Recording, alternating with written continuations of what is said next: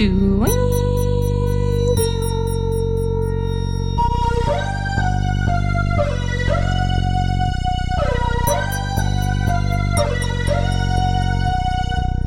ladies and gentlemen. Thank you very much for tuning into this episode of Just Another Tinfoil Hat, copyrighted on the Paranormal UK Radio Network. I'm your host, Zelia Edgar. The aim of this show is to discuss all aspects of the paranormal, from the relatively mainstream to the downright bizarre, to pose questions and entertain ideas regarding every angle of the unexplained. So, hang on to your tinfoil hats, keep your hands and feet inside the saucer, and please, enjoy the ride. Tonight, I'm very pleased to introduce my guest. Kieran Woodhouse is an English-based paranormal investigator and author of an introduction to paranormal investigation. He is also the host of Paranormal Paradigm podcast and a lecturer on the subject of the paranormal, giving presentations to groups across the country. All right, without further ado, Kieran, welcome to the show. Thank you so much for coming on. Thank you for having me. It's a pleasure. So, I have to tell you, I read your book, An Introduction to Paranormal Investigation, and it really is one of the best introductions to paranormal investigation that I have ever read. You cover a lot of stuff in it, and it's not like a super duper long read. It's actually a very short, concise, almost manual, like walking through the different ways that people investigate the paranormal, mixed in with some personal stories. So what prompted you to write the book, I guess? Well, firstly, I'm glad you mentioned the size of the book there, because when I was writing it, it was a massive paranoia of mine that it wasn't going to be long enough. And books I'd read previously were always 200-300 pages. But it got to the point where I just felt like I'd be putting stuff in for the sake of it, and I didn't kind of want to diminish the quality within the book. So I made a very tough decision, really, to kind of leave it. I think it's 123 pages or something. But it was everything that I really wanted to say in that specific book. In terms of writing it, I got a bit tired and a bit fed up of people coming on investigations with me, and I guess exhibiting what I call now the most haunted effect, which is coming along and expecting it to be exactly like they see on TV, with things such as Most Haunted and Ghost Hunters, you have in the States. Mhm. And I genuinely had people after half hour telling me they were bored and they wanted to leave because something hadn't flown off the shelf in the first 10 minutes and someone wasn't walking around possessed within 20 minutes. And I wanted to just get across to people, ghost hunting is trying not to fall asleep at 1 o'clock in the morning, and listening to someone's belly rumble and mistaking it for a ghost. That's ghost hunting, and it's not all this exciting air and graces that you see on TV. And I just wanted to go back to basics and not discourage people from, watching these kind of programs, because it has had a positive effect in a way. But I wanted people to shake off the illusions that these programs are given and start approaching it, with a new mindset. Yeah, no, I know those shows, they really are kind of, it's a double-edged sword with that because on the one hand, it has been a huge influence on many people now having an interest in the paranormal, which is great. But on the other hand, it really condenses down everything that happened, over the course of how many hours into a half hour, 44-minute show. And I think that people think then that they're going to head out somewhere and it's just going to be boom, boom, boom, activity all the time. Yeah, So, yeah. I think you've hit the nail on the head there, because they're there for 6 or 7 hours as we are, and they, as you say, they condense that down into a 45-minute show, and then even that is condensed down to 20 minutes because there's an intro and an outro to the show. So actually investigating, you see 20 minutes of a 7 hour footage. So of course it's going to look jam packed, and there's so much evidence out there now that shows um, these teams falsifying things as well. So if they didn't get enough evidence, because you don't, we go to investigations and come away frustrated that we didn't capture anything, but that's how it goes. We don't feel the need to then fake it. Of course, these guys are in a different position whereby their livelihoods depend on it because they need the ratings to keep their job, I suppose. And I always say that when that begins to happen, they kind of lose credibility, in my opinion. yeah. I know that's always the question with things that are, undergoing so much production, and they rely on those ratings. Yeah, I always kind of am like, okay, this is great if it's real. If it's When it real, comes yeah. to yeah, when it comes to TV shows. You know, this brings up kind of a great point. Are there like some locations that you go to and you know that, in all likelihood you're going to capture something there? Or is it kind of just really dependent on who knows? That's a really good question because there are some teams that believe so, and some investigators that believe so. But a current theory that I'm developing at the moment and working on is, do we have an ability to manifest our own experiences? So if you're Mhm. going to a location, um, with the mindset that you're going to capture something, then chances are you're going to experience something there, whether it be real or whether it be part of your own subconscious, because you were expecting it so much. Likewise, the other way around, if you go somewhere expecting it to be completely dead and have nothing happen, then that's probably what will happen. So we always try and go to locations, even if we've been there before. We try not to think too much about what happened the last time, and that's because we can have varied nights where we could do the same location 3 nights in a row, and every single night would be completely different. And that's the beauty of it. That's what makes it so exciting. There are locations that have more of a, I guess, tradition or more of a backstory, and people go there a lot, and these TV shows have been there a lot, so they've kind of given it this, I guess, I don't know what the word is really, tradition. People go there and they know what they're going to get. Um, but we try and avoid that really. We just try and go and experience what we get on the night, and then once we go back over evidence, if it ties in with something we've experienced previously, then great. It kind of gives this continuity to the location. But we are very open minded with locations and trying to have a different experience every time. Yeah, I have to tell you too, when I was moving through the book, you started bringing up the subconscious angle. And that is something that I was incredibly excited to see because I don't know if you're really that familiar with the works of John Keel, but he wrote like the Yeah, Mothman yeah, Prophecy. Yeah, yeah. okay. And when I read Keel, initially my interest in the paranormal was all very separate, and I thought that in a very traditional manner, UFOs were related to extraterrestrials, cryptids were undiscovered creatures, and ghosts were simply spirits of the departed. And then I started reading Keel in my late teens, and that was just absolutely out the window.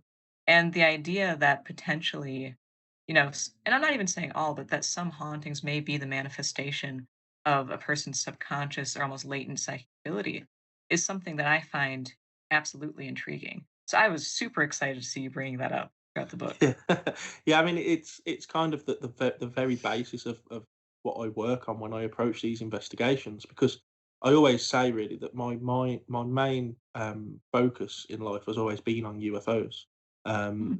It's quite strange how I've come to write a book about ghost hunting. Really, I don't know that much about the field in terms of experts, and if people say to me, "Oh, do you know this guy and do you know that guy?" Not really. I kind of just keep my head down and focus on my own work. Whereas UFOs are concerned, I there's not a lot I don't know, about famous Yeah. abductions and sightings and stuff like that. So I think really when I kind of moved across to the paranormal side of things and the ghost side of things, I tried to tie up the UFO side with it, and I tried to think, well, is it possible that all of these paranormal experiences, whether that be cryptids, ghosts, UFOs, is there a possibility that they are all tied together? Because there are so many, evidence based stories where people talk about a Bigfoot appearing in the same location as a UFO the day after, and things like that. So I started out looking at it, trying to connect the dots, and at the same time learning about the nature of our reality and how we perceive the world and how the world is perceived to us. And I've tried to connect all of that together because I strongly believe that it is connected and that it is all one and the same. Man, that is I know, and the thing is that I feel like once you start talking, maybe this is linked to us, maybe it's linked to our subconscious, maybe we're manifesting it. A lot of, the diehard, believers or want to believers in any of these different paranormal fields, they think that you're just discounting it. But to me, I'm like, if we have this latent ability to manifest these things, that is as fantastic as Yeah. them being what we believe they have been. Yeah. I think we did a spirit board or a Ouija board session, and I believe this is in the book actually.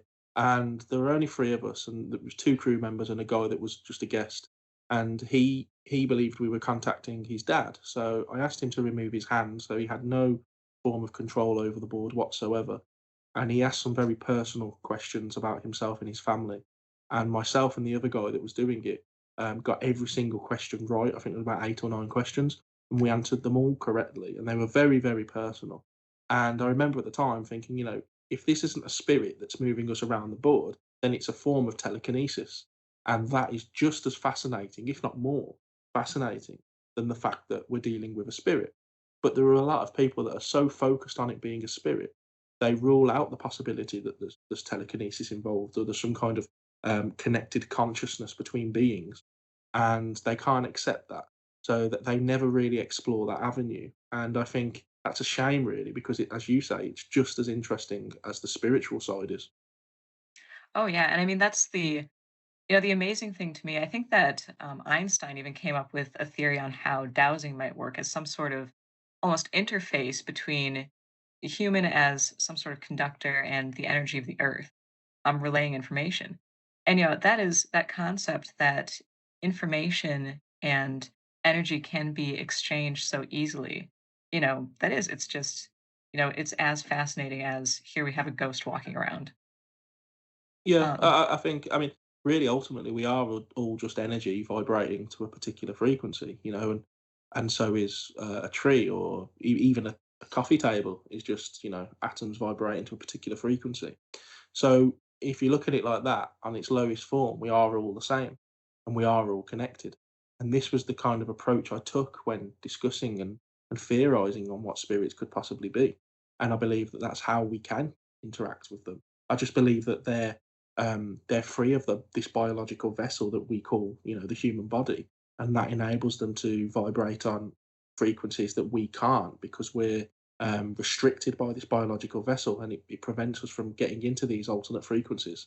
But a consciousness or a spirit or a soul or whatever you want to call it can vibrate on these other frequencies because that's all they are. Just consciousness. Yeah, and it's really just super neat to hear you talking like that because I know the paranormal is kind of what caused me to start thinking about, yeah, the nature of reality. How do we perceive things? What is the truth behind the world, so to speak? And I think these are questions that really are brought to light once you pursue the paranormal for any length of time. Yeah, and unfortunately, it's questions that aren't asked enough.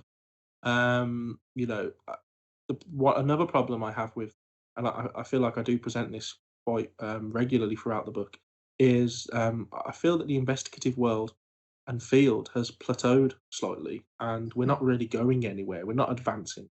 We're still using the same instruments and equipment that we used, decades ago. And it's only because we see people using it on TV, and most of the time, people don't really know what they do or why they're using them. It's just because Yvette Fielding on Most Haunted is using it, so they go and buy it as well.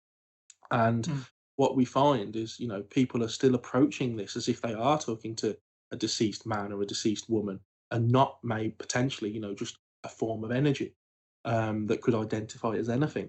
So we always have this: Are you a man? Are you a woman? And sometimes you don't get an answer, and people say, "Oh, it's ignoring us," or "There's nothing there." And I often think, well, maybe it isn't a man or a woman. Maybe we're talking to something else. And the same questions: Do you mean us harm? And it kind of gets a little bit methodical, and it gets a little bit boring. And I often what I cry out for questions to be asked, such as, have you met God? Or these deeper questions that you never really see get asked. And when I have Yeah. asked those questions, you'd be surprised how many people have chided me and scolded me for it, saying, you can't ask those kind of questions. And I think, well, that's why I'm here, because without being too disrespectful, I don't really care if it's a man or a woman. What I care is, where are they existing currently? What kind of plane of reality are they existing on? How are we still able to contact them if they're not living within this 5 sense reality of ours? And that's the approach I want to take. But like I say, you'd be surprised how restricted it is if you do try and break out of I guess, the mainstream and the normal way of conducting investigations. Oh, I believe it. I mean, and the crazy thing is that I know you talked a little bit about spirit boxes in the book, Yeah, and the amazing thing is that there's a long history of people communicating with what they believed were extraterrestrials using spirit boxes. yeah, And I always wonder, like, okay, so you have it, outside under the sky, you're trying to talk to aliens. You take it in a house suddenly, and all you're trying to talk to are ghosts. You know. yeah, and that's it. Again, you're correct there, because if you're hunting for a ghost, you will contact a ghost. If you're hunting for a UFO or an alien, people do this CE5 thing, which I've started, looking into recently, and they will contact extraterrestrials. And it's who's to say you're not contacting the same thing? And Mhm. again, a theory that I'm currently working on with a close friend of mine is, if you strip away this holographic universe, which I strongly believe we exist in, and you get down to, I guess you'd call it, the coding of the universe. And what I believe is, when we experience a paranormal phenomena, so again, whether that be Bigfoot or you witness a UFO, I believe you're witnessing the same code, so the same paranormal phenomena. But what's happening is your own belief system and your own life experiences and your own willingness to see what you want to see will manifest your own portrait onto that code, and you will see what you want to see. So if you're religious, you will always see the Virgin Mary. If you want to go looking for Bigfoot, you will always see Bigfoot. And I genuinely believe that what we are seeing is the same paranormal phenomena. We're just manifesting it differently, to fit in with our own belief system. I absolutely agree with that. I know that so often you see the same almost narrative played out across tons of different stuff, and that includes too. I'm glad you brought up even religious apparitions. Yeah. And I feel like that makes a lot of people very uncomfortable. Start lopping in, you know, a sighting of the Virgin Mary with then space aliens or even ghosts or anything like that. It does make people very uncomfortable. Yeah, I think the problem is that, uh, the second you challenge somebody's belief system, they kind of recoil in fear. And unfortunately, we're in a society now where that's becoming more and more standardized. You can't challenge Mhm. somebody's belief system. And, if somebody believes what they want to believe, as long as they don't do any harm to somebody else, that's absolutely fine. But you have to have an open mind. You have to, approach things, both from a skeptical point of view, but also with a willingness to kind of absorb any experiences that you might have. And, if I don't know, if Jesus Christ was to walk in the room now and shake my hand and introduce himself to me, then I'd be open minded to that, and I'd explore why that happened and who he actually was. But I'm open to that experience, so I'm not just going to shut it down. And I think that's what people do. I think people kind of box themselves into, I'm a Christian, and I'm a ghost believer, and I'm a UFO believer. And what they need to do is kind of bring all that together and actually explore the phenomena as an entirety, not as individual dots. Because I think if you take a step back from the wall that you're stood in front of, you'll notice that actually you're stood in front of a house, and a step further back, and you'll notice you're stood in a street. And all of a sudden, everything becomes connected, and it might just kind of deepen your own knowledge and further your own research into what it is you're looking for. Oh yeah, absolutely.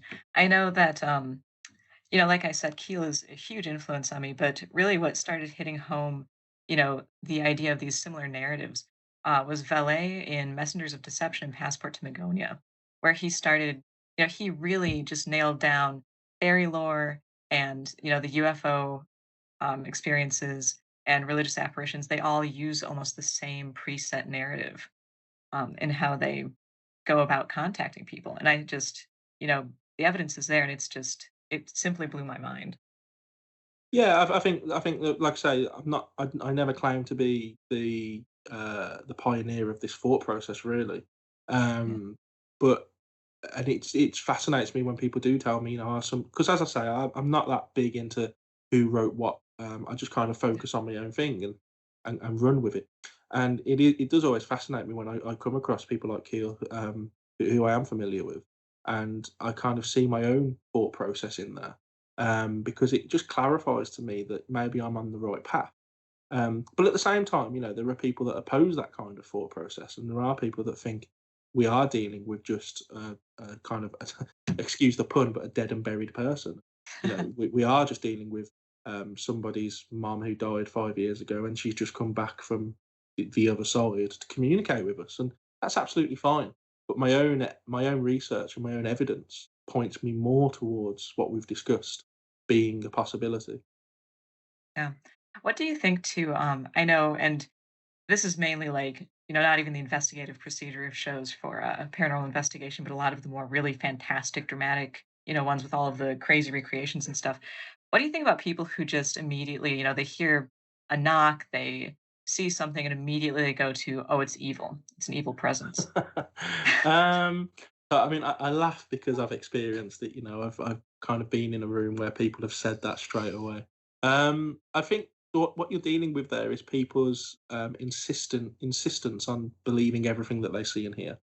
And I think through watching things such as, Hollywood films and things such as Most Haunted, they always jump to it being evil. It's never a nice present. It's never, somebody's just come to have a look or to come to have a chat. They always mean us harm.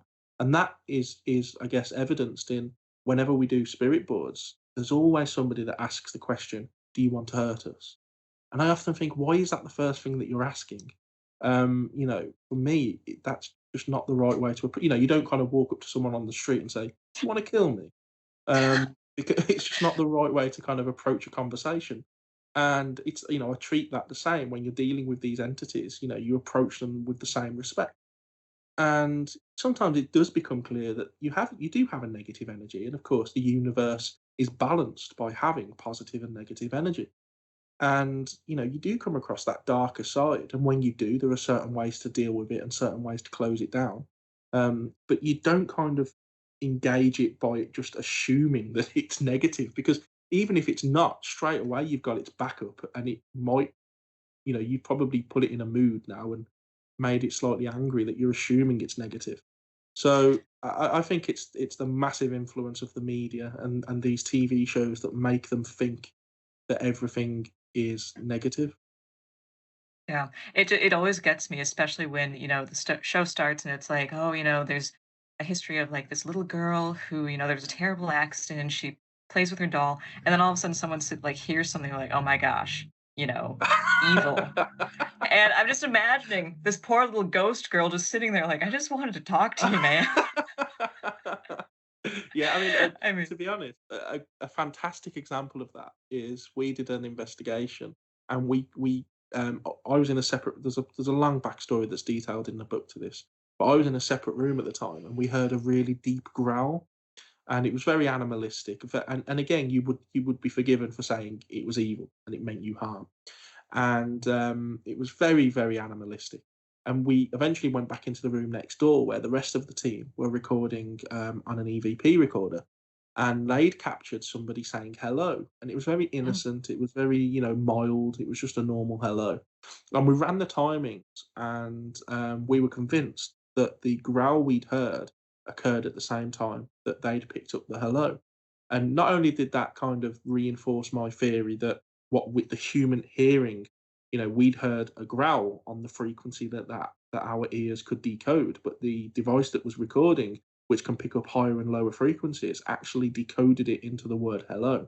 But also, it goes to show that you shouldn't just leap automatically towards it being evil. I mean, ultimately, now I'm talking to you.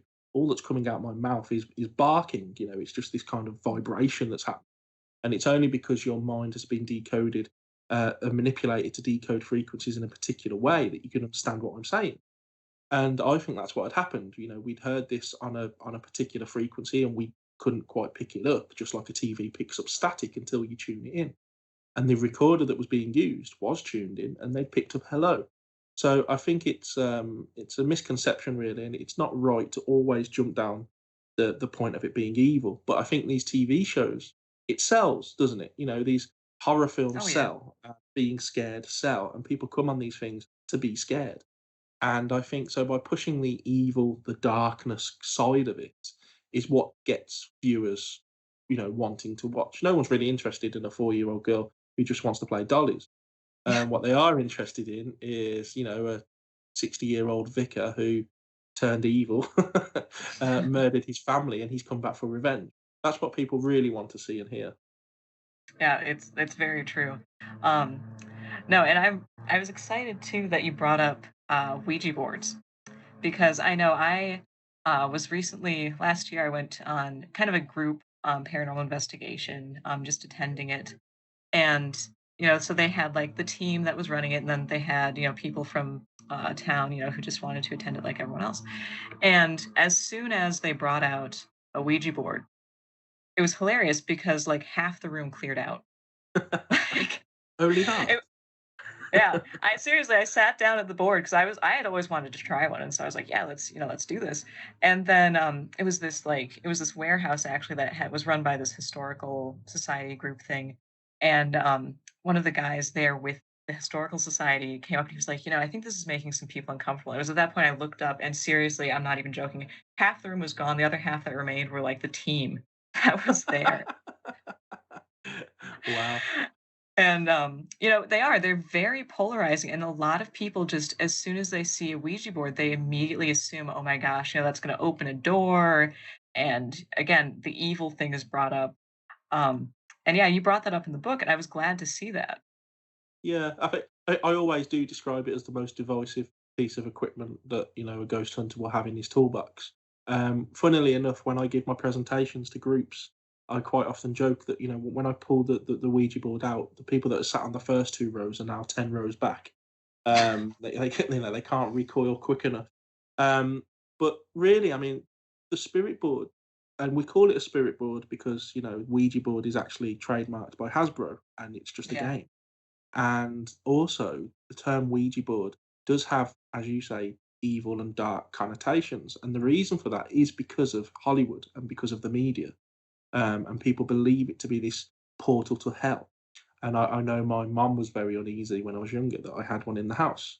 There were two things she wouldn't tolerate in the house, and that was a DVD of The Exorcist and a Ouija board. So I was always quite respectful of that, and I used to just, keep it out in the shed. And I never really understood it until I started going on these investigations, and I saw that other people had the same effect. Other people would leave the room, as you say. You're absolutely right. They literally leave the room. They don't want Yeah. to be in the same room.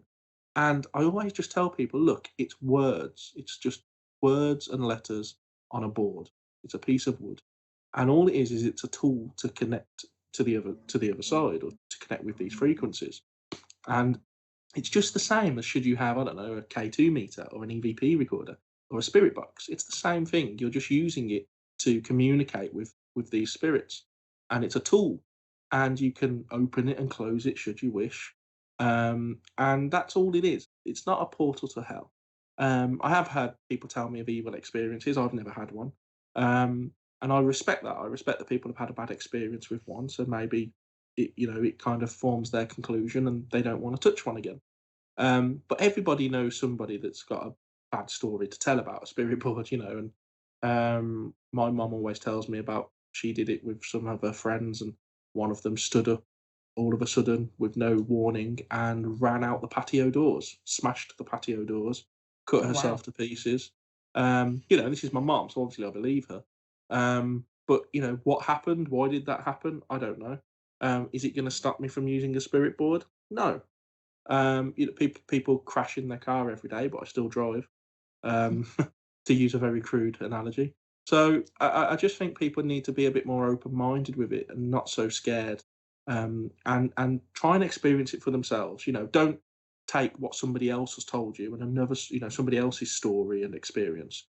Yeah, kind of take it and respect it, but just be willing to experience it yourself, because trust me, the spirit board, when it's in full flow, and when you get kind of what we got where we were talking to that guy and we were getting all those answers, it's one of the most purest, in my opinion, one of the most purest experiences you can have when investigating the paranormal. And I would like to remind everyone that you are listening to Just Another Tinfoil Hat, copyrighted on the Paranormal UK Radio Network. I'm your host, Zelia Edgar, and we are visiting with Kieran Woodhouse. Yeah, and it's just it is amazing because I feel like it actually has become its own phenomenon because I know that I've heard so many people tell me that, you can't get rid of one, you can't throw it away. They've tried burning it and it comes back. I have heard that so many times. And the truth is like, a lot of times these are from people I trust and, things like that. So, I'm sure that probably has happened a few times, but I think more than anything, it's this tradition that is built up around this simple I mean, it is, if you buy the actual, Ouija board, it is just a board game. Like, Yeah, there's yeah, yeah, nothing yeah, yeah. That's what it nothing was. I mystical mean, about it. Yeah. my dad's family used to get it out at Christmas and just and Yeah. just like you might Monopoly, and they would just play it as a game. And of course, the Victorians would all sit down and after they'd had their boiled goose or whatever they would eat and play it as a parlour game, and that's all it was.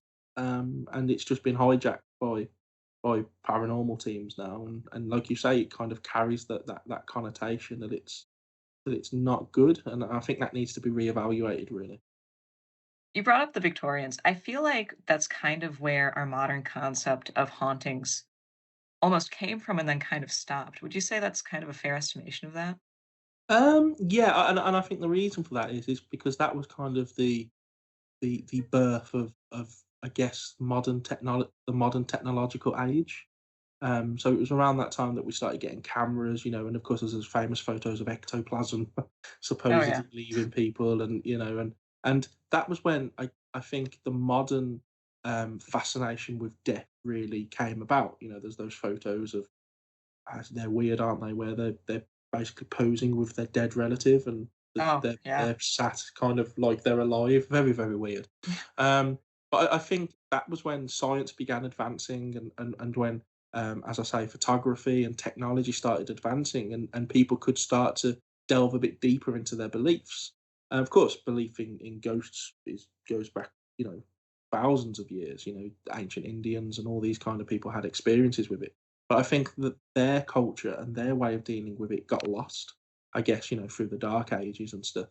And I think you're absolutely right. I think the Victorian era was the birth of I guess how we look into ghosts now. Of course, we have advanced, a lot with technology and stuff, but I think they are really the pioneers of it.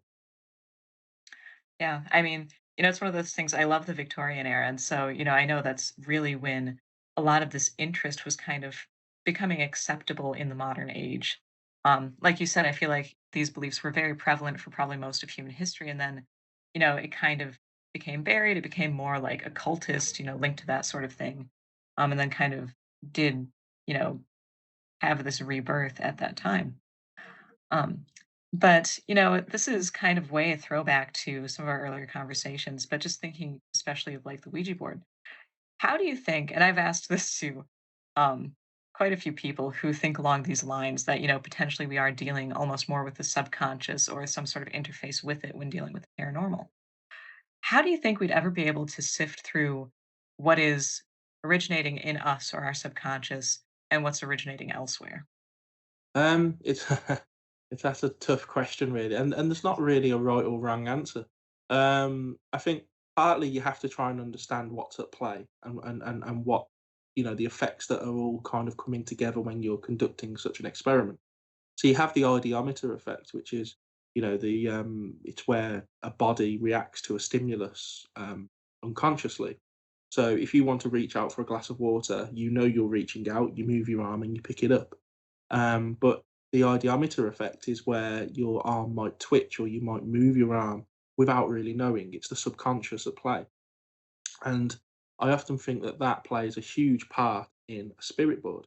And if you're doing it with just yourself and somebody else, then that ideometer effect, I kind of use it on a scale of 1 to 5, with 5 being where it's most prevalent. And I think if you're doing it just two of you or on your own, the ideometer effect is right up at number 5. And I think as you begin to introduce more people to the experiment, it begins to drop down, and I think it becomes less prevalent. And the reason for that is if you've ever done a spirit board, you'll know what I mean. But if you're all subconsciously trying to move that glass to a particular place on the board, you've all got your own, kind of place you want to take it. So I might want to take it to G, or somebody might want to take it to A, or somebody might want to take it to yes. And whether you're doing it on purpose or not, it doesn't matter. you're going to try and move that glass. Now, if all of you had these opposing directions you wanted to go, and let's say there were 6 of you doing it, the glass is just going to wobble, it's just going to vibrate, and it's not really going to go anywhere because you're all fighting for this, this subconscious dominance on the glass.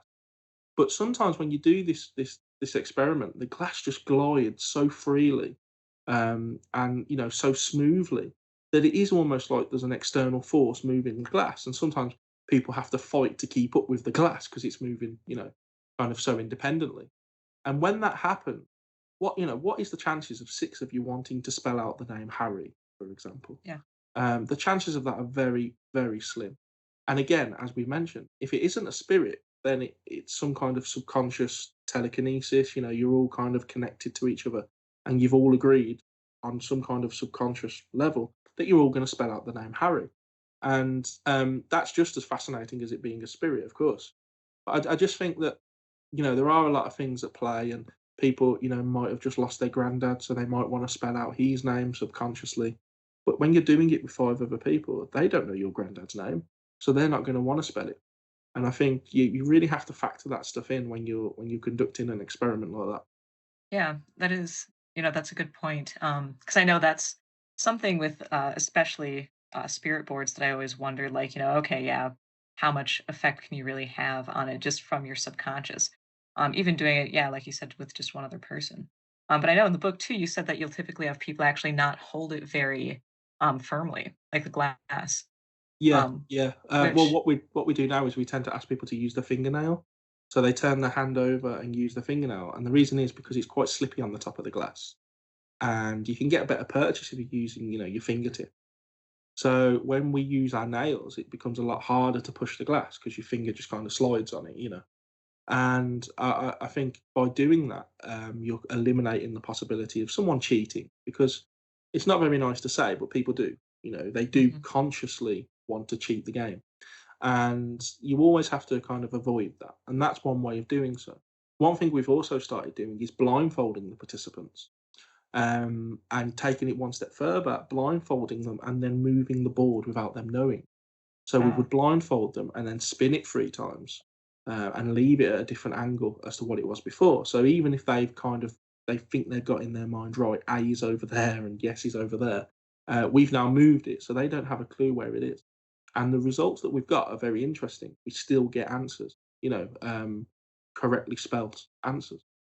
And wow. I can't really figure out how that works. I have yet to come to a conclusion, but we do tend to get, and they are answers that link to the questions. They're not just spelling out random words. Luckily, the words that they're spelling do fit in with the questions that we've asked.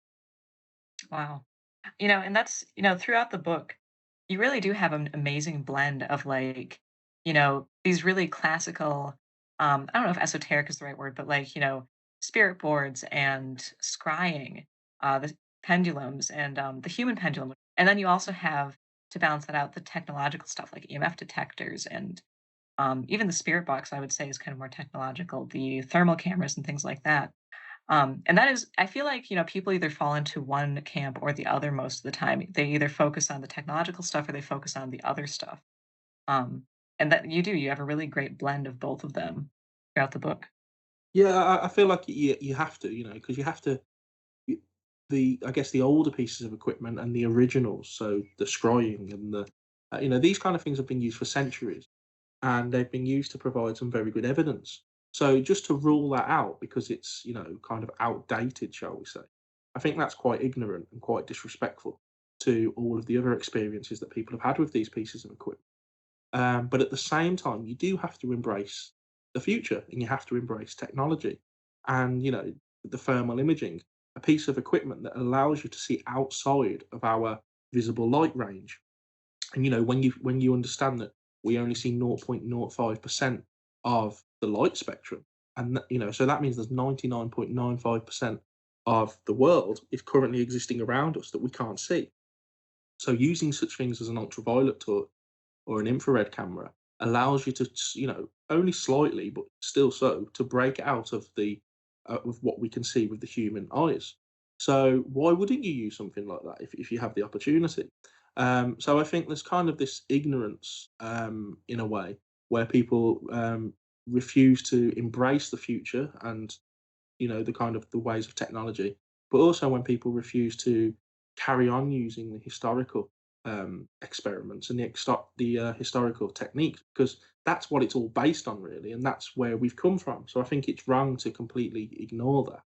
But at the same time, all that said, I'm now, the more and more I do this, leaning towards not really using much equipment at all. And it's there should you want it. But I genuinely believe that um, uh, going on an investigation and experiencing anything paranormal is a personal experience. And you can use all the pieces of equipment you'd like, but it might be faulty. EMF meters can be affected by mobile phones or by anything that has an electrical current. You might have an EVP recorder that's just been, it's picking up someone coughing or someone moving around in their coat. So it's always a possibility that you're getting falsified evidence and you can't quite be sure what it is. And if you see something on a personal level, you've seen it. And I'm slowly coming around to the idea that that's all you need. If you can go to sleep at night knowing that what you saw is what you saw, and that's all that matters. You might not have the best photo in the world to prove it, but that doesn't matter. You've experienced it, and that is all that matters. And I think that too, people really, it's odd to me because I feel like, conventional ways of thinking just in life, we don't most like as a culture, we don't really look at this stuff for the most part. But on the flip side, there's a huge interest in the paranormal, and I feel like more people than not have experienced it at some time in their life. Would you say that's probably accurate? I think that's more than accurate. I often, I start my presentations by saying to the group, a lot of people laugh at me, and a lot of people have laughed at me, even my own family, for my beliefs throughout my life. But I can guarantee that every single person you speak to will have had a ghost story, and they might be the most strictest of skeptics, but if you get them away from their friends and on their own and out of an argumentative situation, I guarantee they've had some experience that they can't explain. And most of the time, as I say, they're just doing it in front of their friends or their family because they feel like they need to keep up this, I guess, fit into their friends' belief system. If you get them on their own, I've had so many people come up to me and say, "Look, I don't really like talking about this Mm. for fear of being mocked or being laughed at." But I've actually had some very weird experiences, and I think that can be said for. I genuinely believe at least 99% of the population would have all had an experience. Yeah, I know one of my icebreakers when I meet people is actually, have you ever seen a UFO? And, you'll get some yeah, I know. Smooth, right? You get some people who laugh, but for the most part, I would say at least like 75% of the people I've asked are like, I'm not sure. I love this. I'm not sure it was a UFO, but I don't know what it was. It's like, well, as long as you don't know what it was and it was in the sky, It's a UFO. you know, yeah, That's the but very whatever. definition. Yeah. Something that you brought up a little bit back, cell phones. I have a major interest in the effect of like our current very digital age on the phenomena, because I know that it was the end of the eighth tower, I think, when Keel was talking about how we were jamming the signals of our psychic atmosphere, was kind of how he phrased it, with all of the new electronics and things like that. And that was in the 70s. And when I read that, I was like, well, great. I wonder where we are today. um, do you think there is some sort of effect from, just all of the different frequencies and signals that we are using with electronics on this stuff? Either negative, positive, or maybe there's no effect. I think it absolutely 100% has an effect. I mean, we've gone in recent years. We've gone from 3G to 4G to 5G. We've got Wi-Fi. We've got smart TVs, smart meters, um, and something just to kind of bring it into a physical piece of evidence is. I remember when I used to go on long car journeys with my dad when I was younger, and his windscreen would be absolutely full of bugs. Mm. And as we've progressed through these kind of technological advancement, there's less and less bugs appearing on windscreens from long car journeys. And I genuinely believe that's from this kind of frequency radiation that we're dealing with. And I think there's a lot to be said for the effects of EMF on the human body, and people have conducted studies in this. And one kind of, I guess, something that is agreed on is EMF does affect the production of melatonin within the bloodstream. And that is produced by your pineal gland or your third eye, as some spiritual people will call it. And what happens is when the sun starts to go down and it gets dark, you begin to release this into your bloodstream and you get tired. And then as the sun comes up and it gets lighter, sunlight is a natural repressive of melatonin. And then you begin to wake up and you feel more energetic. And what EMF does is it suppresses it even without there being sunlight. So people struggle to sleep. And when people struggle to sleep, it has a negative effect on the body. And people sleep with their phones charging next to them, or they will wake up in the middle of there are more studies being conducted now of how children are actually waking up every 2 hours to check social media on their phone. Oh, And geez. yeah, I mean, yeah, and these are studies that are being carried out. So it's having a hugely negative effect on you. And when you can't sleep, you begin to hallucinate, or you begin to have experiences that you wouldn't normally have. And there's a great story from a guy in America who had moved into a new house and was convinced it was haunted. He was doing work on the house at the time, and he would wake in the middle of the night to find somebody stood over his bed, strangling him. He would have something sat on his chest. He had this huge sense of paranoia wherever he was in the house that something was following him. He would see shadows moving around. And after about a month or so, he finally got round to fixing the wiring in the house. And the guys that came to fix the wiring were absolutely amazed that the house hadn't blown up. Such was the state of the electrical wiring in the house.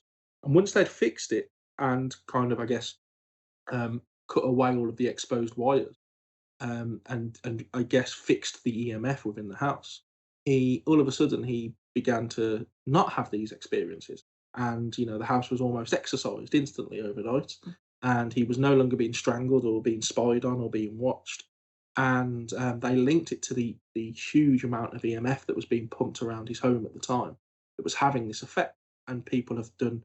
There was a BBC documentary where they put a helmet on this lady with loads of sensors on her head, and absolutely pumped her full of these EMF frequencies. And there was a point where she was holding onto her chair so tightly because she believed she was floating. She believed she was Oh, taking wow. off, but she wasn't. She was just sat still. So I believe as we've developed technology, it's had a huge negative effect on our spiritual alignment, on us being able to access these frequencies.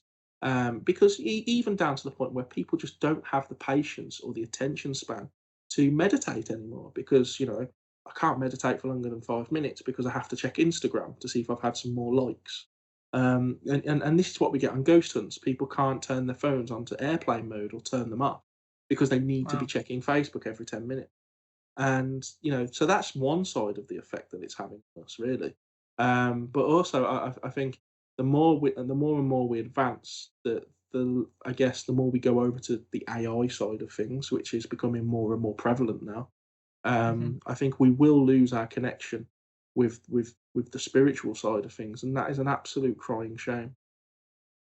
Yeah, the thing that really stands out to me with this is actually the fact that I feel like the best photographic evidence for Bigfoot is the Patterson Gimlin film. Yeah, yeah. And that's the thing is it's film. And it has always bothered me because and skeptics always say, and of course skeptics like the dogmatic skeptics that, just want to debunk everything, always say, well, everyone has a camera, why can't we get more pictures now? And I find it very coincidental that it does seem like we had better luck when we were using lower quality cameras, you know? Yeah, yeah. I think having had a very up close personal UFO experience myself, the one thing I always get asked is, it was kind of over the course of a 3, 4, 5 minute experience that I had. Um, Never once in that time did it occur to me to pull out my camera and take a picture. And I was with my brother at the time, and neither of us had this overwhelming feeling to take out our phone and take a picture. And I don't know why, it just never crossed my mind.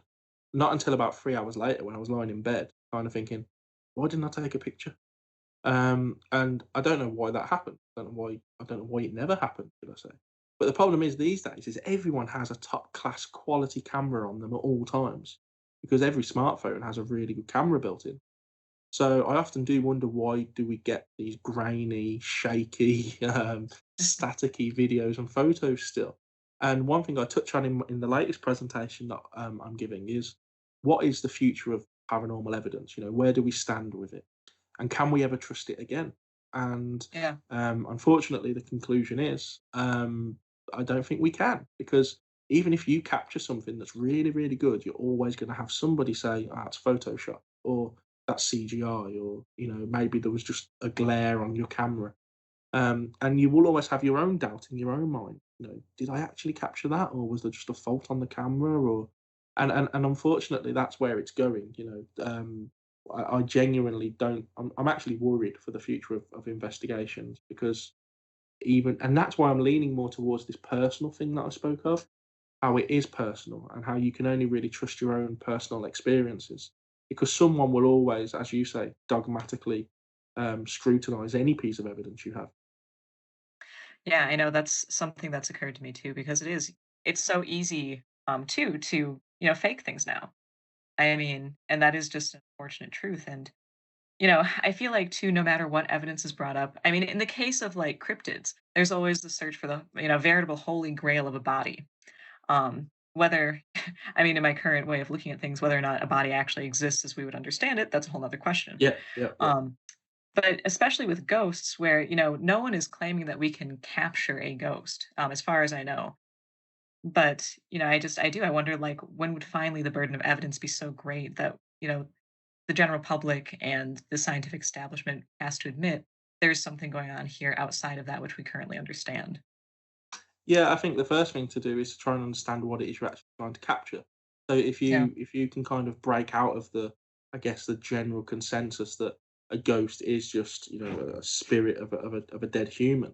If you can start to look at it from different angles, as we've spoke of, from a frequency angle, and as you say, Bigfoot. I genuinely believe that Bigfoot and aliens are interdimensional beings. I believe we're all operating in the same world, within the same spectrum, just on alternate frequencies.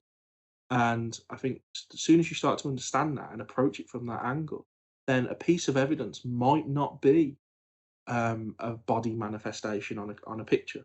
You know, there are different ways to contract these different pieces of evidence, and I believe that if you stick dogmatically to thinking, a ghost is a dead person, and I will get a body on a picture, and that's my evidence, and I think you're going to be waiting a long time. And I think you kind of have to start looking at it from a different perspective and understanding that evidence might come in a different form. Yeah, and I mean, the intriguing thing is that, like, like I said earlier, I feel like most people have had experiences they can't explain. And I do feel like that has been a huge part of human culture, probably since human culture began. And it is just it's a very odd thing now that we're trying to prove this thing, which has always had a very strong effect on humans and society in general. And I think that that is where the importance is this personal interface with the phenomena, and its large scale effects on populations. Yeah, I think unfortunately, again, we live in a society where you're forced to prove things all the time. You're Yeah. forced to prove your beliefs. If I walked into a pub and said yes, ghosts are real, I guarantee 80% of them would say, "Well, prove it." Yeah. And until you can prove it, they just refuse to, kind of come over to your side and your way of thinking. I think historically, before we had cameras, because of course they're saying prove it because they know that there are ways you can. They're asking for a picture, they're asking for a video, and if you go back 1,000 years or whatever, they didn't have that technology then. We assume to prove that. So I think it was more relied on personal beliefs and trust. And, for example, the UFO experience I had, my wife doesn't believe in it at all, but she trusts that I believe I saw what I saw. And there's a huge difference there, between mocking somebody and just accepting that that person clearly believes that they saw what they saw. And I think that's a massive shift in culture from how we used to behave around people's beliefs to how we behave now. Yeah. Well, we are coming up on the hour, but real quick, I would love to hear about your UFO experience, if you wouldn't Okay, mind. yeah, sure. So we at the time that it was about, I think it was 2012, and my brother and I had just been to rugby training, and we were coming back, and we were driving through the countryside. So it's this really long country lane that connects two towns, and we were driving towards our hometown. It was about 9:30, 9:45, so it was just getting more and more towards dark because it was in the summer months. And this country lane runs parallel with the motorway, and you know you're parallel with the motorway because you can see the lights, you can hear the noise of the traffic. But this particular night was very, very quiet, unusually quiet. And there was this bright light to the right of my car, kind of separating the motorway and this country lane, a bunch of fields and a bunch of farms. And I had just assumed that this light was from the motorway. And I said to my brother, that's kind of a bright light for the motorway. And he said, well, I don't think it is the motorway. And as we approached and got to the top of this country lane, at its highest point, you can see for miles. You can see, I don't know if you're aware of the city Birmingham, but that's our nearest city. And of course, it's the second city in England, so it's a big place. And you can see for miles. And as we got to the top, this bright light kind of came from behind the trees. And we now noticed that it was a craft. It had a shape to it. And I originally thought it was rectangular. And I said this so to my brother. And he said, no, no, no, look, it's triangular. And the reason we could tell was because the shape of the craft was blocking out the sky, basically. So it was jet black. It had two white lights on the back corners, nothing in the middle, nothing at the front, just the back corners. And I'd say it was roughly 1,000 feet away and 1,000 feet up. So it was very, very close. And at this point, I've kind of stopped my car, turned my engine off. So you can hear a plane at 20,000 feet. We could not hear a thing from this craft. It was about the size of half a football pitch, so it was pretty big. And we sat there for about 3 minutes or 4 minutes in just silence, not talking to each other, no conversation, just watching this thing. And I think what scared us both the most was the silence. You just could not hear a thing. And if I'd have carried on driving at 30, 40 miles an hour, I'd have left it way behind. It was going so slow. It was literally just cruising. Eventually, it kind of disappeared behind some trees again. And that's when we started up and drove home. And I remember us both at some point during that brief experience, we both started crying. Of course, we've just come back from rugby training, so we're these big macho men smashing people into the ground playing rugby. And all of a sudden, we're crying like babies in the car. And we can't, I'm not ashamed to admit that, but we can't explain why. There was no kind of evidenced threat, and there was no kind of, we weren't led to believe we were in danger at any point. But we did start to cry. And I think it was the unknown. I think it was the fear of the unknown. It was the fear of not knowing what we were seeing. And it was phenomenal. It was an absolutely phenomenal experience. We both talk about it to this day. Of course, as I've mentioned, he doesn't believe in this. He's got no interest in it. Never really talked about anything else. So for him to have been there and witnessed it with me was great. But also, it seemed to be a gateway. I'm a massive believer in synchronicity. And I genuinely believe that one particular instance is what opened up the floodgates and has allowed me to be here now talking to you, I guess.